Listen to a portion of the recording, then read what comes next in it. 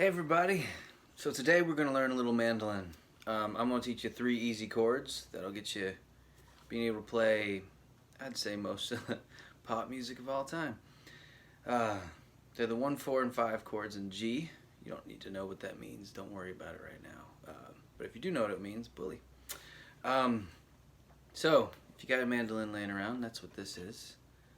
There's also an A style, which is more like a teardrop. It's the same instrument. Now, the first thing we're going to notice about this instrument is it's got 8 strings. 1, 2, 3, 4, 5, 6, 7, 8. But really, they're all doubled. So it's more like a 4-stringed instrument, like a bass or an ukulele, or really more like a violin, because it's actually a violin that you play like a guitar, you know, just with 2 strings for each string. The reason for that is because it's a tiny little instrument. And back before microphones, it had to be able to make enough noise to keep up with the other instruments. So, you double the instruments, and it's a little bit louder, double the strings. Anyway, so, lesson number 1. This is a fretboard, you can see it. Each of these spaces is where you put your fingers. And when I say 2nd fret, it'll mean to put it on the second fret.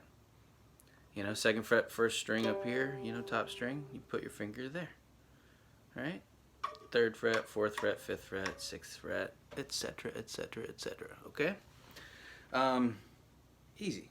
We got this. Another thing that I will be saying is I refer to the fingers as numbers. 1, 2, 3, 4. Thumb. All right? No problem. So if I say 1st finger, 2nd fret, you take your pointer and you put it on the 2nd fret of the G string. I will also explain the strings too. They're the same as a violin. They're tuned in 5ths, not 4ths, like a guitar. So you got G, and you have D, you have A, and you have E. There you go. Now if you need to tune, trust me, I know, it's a pain in the butt because you got to tune both these strings to exactly the same pitch. It's a lot of fun. But if you're tuning at home and you don't have a tuner and you want to tune along with me and pause the video, I will go nice and slow real quick for you, okay? So here's G. And you're just going to keep playing it while you tune these pegs, right? D.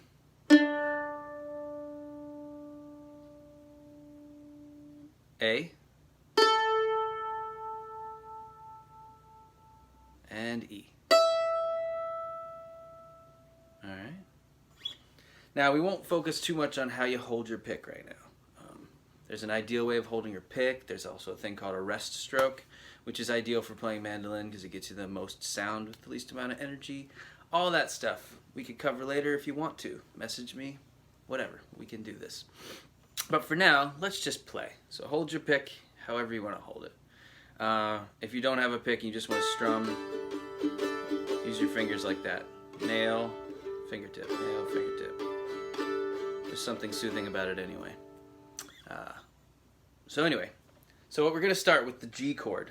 Really nice and simple. All these chords take these 2 fingers and that's it. Okay? That's all we're going to be using now. So ideally you want to keep your thumb kind of back in the middle here so you can reach around and hit all the spaces you want to be able to hit. Right? But don't worry too much about it. Luckily it's a tiny little fretboard. You don't need to worry too much about that. We just don't want to bend our wrist too much like this. It hurts.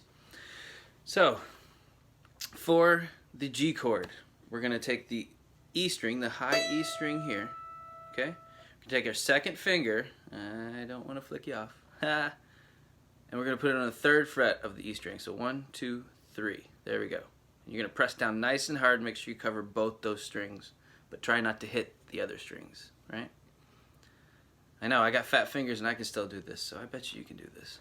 Now we're going to take our 1st finger, and we're going to put it on the 2nd fret of the A string, which is the next string up, like that. Cover it, like that, okay? And now you got yourself a G chord.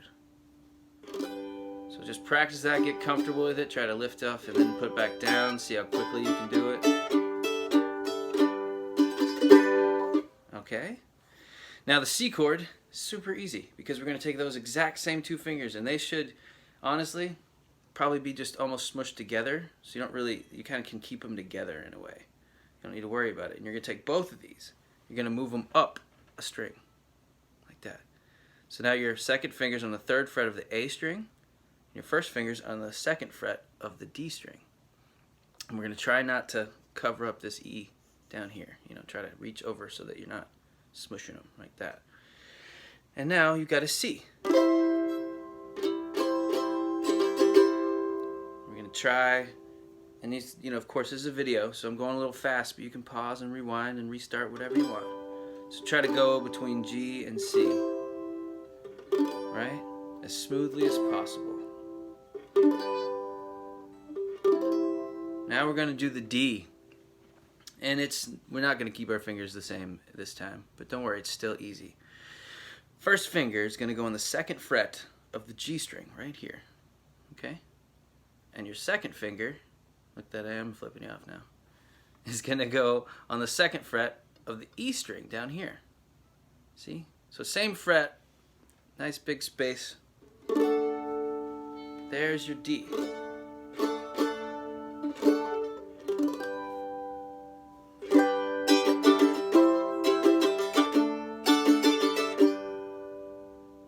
So easy. And you can play so many things. There's so many songs that use G, C, D over and over again.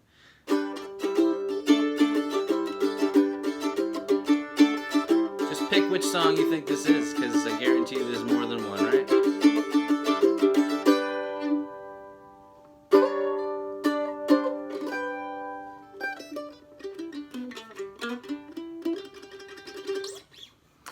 So that was the lesson today. I hope we're all staying home, being safe, being well, smiling, maybe learning a little new instrument. I'll be posting more videos too, because I'm actually starting to enjoy this now that it's not so intimidating. But now I can't wait to open up that curtain, because the sun is shining, but then you can't see me with the video, so I have to shut it. Anyway, I hope you all are doing well. Feel free to message me if you would like lessons or anything like that, or if you have any questions at all. I feel I'm totally free to answer. So yeah, stay safe, be well, peace.